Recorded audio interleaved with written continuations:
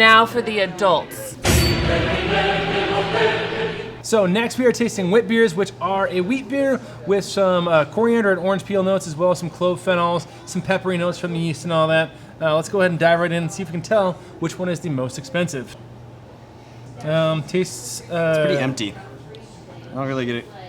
I was going to say weak. It's got that classic wheat puffiness and a little bit of a... it's got a little bit of the orange peel and coriander kind of brightness, but not a lot going on there. I'm going to say one is one of the cheaper ones. Number 2 is about the same color, but the spicy profile on number 2 is way bigger than number 1. What does that smell like? It's super bright orange peel. It smells like a fruit roll-up. Oh, that's good. I got to put that somewhere in the more expensive range. The spiciness is definitely really big on that. There's still a flatness on the malt profile that doesn't make me think this is super up there, but it's got a lot more flavor than number 1. Oh. The yeast profile on this one is nice. This is really good. This is delicious. There's some clove that comes through, but not a lot. It's dry on the palate. There's not a sweetness that pulls your palate down. It looks good. It smells amazing. That one is... I'm going to put that one so far above number 2 in expensiveness. Nothing on the nose, really. Yeah, this one's pretty empty in the nose. It's mild citrus on the nose. It's citrusy on the palate. Definitely citrusy on the palate. There's some orange in there. It's not as big of a flavor, but it's a pleasant beer. It's really sessionable. So this is a well-made beer. It's just not as big a flavor. So I'm going to put this one somewhere around here. Oh, this one's nice and like sweet. The coriander comes through really well in this one. So it's not just that distinct citrus orange note to it, but it's also got that underlying pepperiness and the spicy notes of the coriander and a little bit of extra of yeast development. I think this is a well-made beer. Oh, this one is super nice. I could drink this one for days. I think these two are the lowest two, and I'm having a tough time deciding which of these is the most expensive. Okay, I think I got my final answer in place. From least expensive to most expensive, number 1, then number 2, then number 4, then number 5, then number 3. I was super similar. Number 1, least expensive, and then I went 4, and then 2, and then 5, 3. So the actual tasting order of that, price order of that is 1, 2, 3, 4, 5. Nice. So it should have been. Just like that.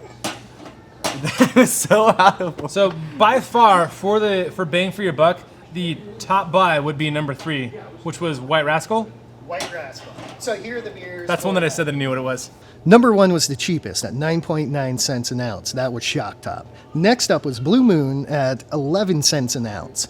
Here's the breaker for you. 3 and 4 were both the same price point. Delicious beers that you would rather drink at 12 cents an ounce each. And then number 5 was 28 cents an ounce. And that was the St. Bernardus. That just goes to show you that you don't have to go that much more expensive to get far better beer. All right, so it's now time for me and Shay to do our tasting on this. We're gonna taste these wit beers. We're gonna put them in our face. We're gonna guess which one is the most expensive. So here we go. Let's start with 1.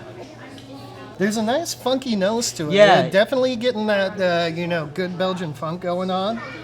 Could be the malts coming off of it. I'm getting like undertones of like a sour like influence, like kind of similar to the sour milkshake IPA that we have. I could see where you're getting that from. There's a high acidity to it, especially a little bit of that funkiness coming from the yeast. This is really nice. I enjoy this beer. There's some great flavors coming off of it. I feel like this one's gonna be on the higher end of the scale. It's not necessarily gonna like top the charts. I'll have to try the other ones, but I think this is gonna be in the upper middle class in terms of like, scaling. Nice throw out term there, upper middle class. Actually, I enjoy that. That's pretty much where this beer is. Right now, tasting these, this is super enjoyable. It's going towards the top, at least going towards the top, if not the top. All right, number 2, let's hit this. I don't really care for the smell of it, but I feel like the taste is really just going what it like define this beer. I can see where he's not liking the smell of it. This is really embracing some farmyard funk. There is some funk. It isn't Brett. It's not going into the sour realm of funk. Yeah. But this is definitely... this is like walking into a barn, but a little bit of wet alfalfa or hay. This one, it does taste really quality, but I feel like it's gonna go in terms of price point. I feel like it's gonna go in the more bottom tier of it. It's gonna be at the either one of the cheaper sides of it or the second cheapest. All right, number 3. Let's get into this. I have my assumptions. Ooh. That Yeah, smell it is, what is that, banana? Clove. Oh yeah, you can just taste the quality in that one. That one's just instantly just amazing. You have that really nice, strong Belgian yeast going on. The black pepper, the clove, the phenolics are all there. It doesn't get ever sharp or cloying on that. It's not too sweet. It's still dry. There's a really good coriander and orange note hanging on in here too. This is, it's very bold for a wit beer, but Yeah. this is, when you hear of a wit beer, I mean, this is a prime example. This is kind of what you want to reach for. As of right now, out of all the beers that I've tried, this is definitely the most expensive. All right, let's move on to number 4. I'm trying not to influence Shay's decisions. Yeah.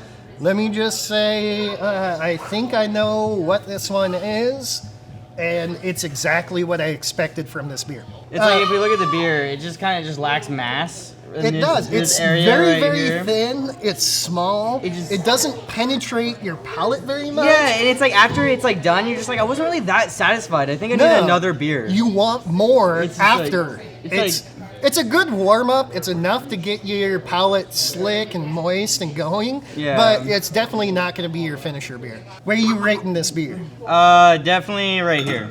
This is most expensive. This is least. Very Right end. now, that is the cheapest beer for me. All right, let's move on to the 5th one. This is punching orange. There's some candy orange coming out of the top of this. Honey orange. Some good coriander in there too. I think the clove is extreme. Don't help him. I think the clove is extremely mild, but still present in there. You don't get a lot of the clove spice out of it, but you're getting some really good clovey flavors. So I'd have to agree. I taste like a lot. It tastes very similar to that banana one. It seems a little less in terms of quality, up to par.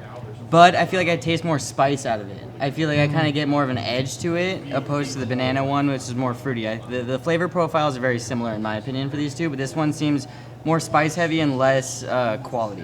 Where are you rating it? Oh, definitely right here. All right, here are your results. All right, can I guess?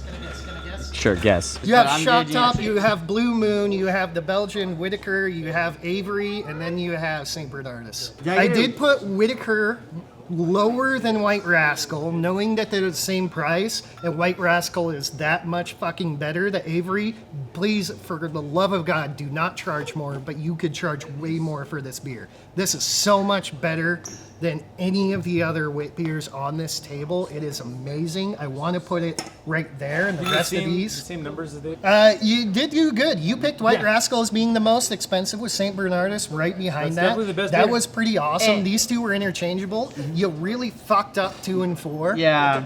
But hey, let's keep in mind, I do draw the pictures. That's what I do. Shay draws the pictures. Yeah. Shay is not an expert in any way, shape, or form for this. Thanks so much for watching. This is Genus Not Brewing. If you haven't watched our main channel yet, go ahead and subscribe to that. If you want more content like this, if you have ideas for other tastings you would like to see, subscribe to this channel and leave a comment below of what is going to be good next. Ryan's going to finish this closeout while I finish my beers.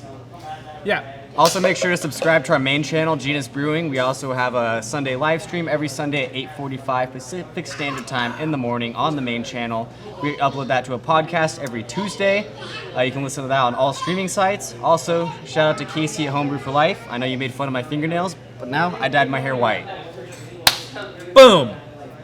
See you next time on Genus Not Brewing.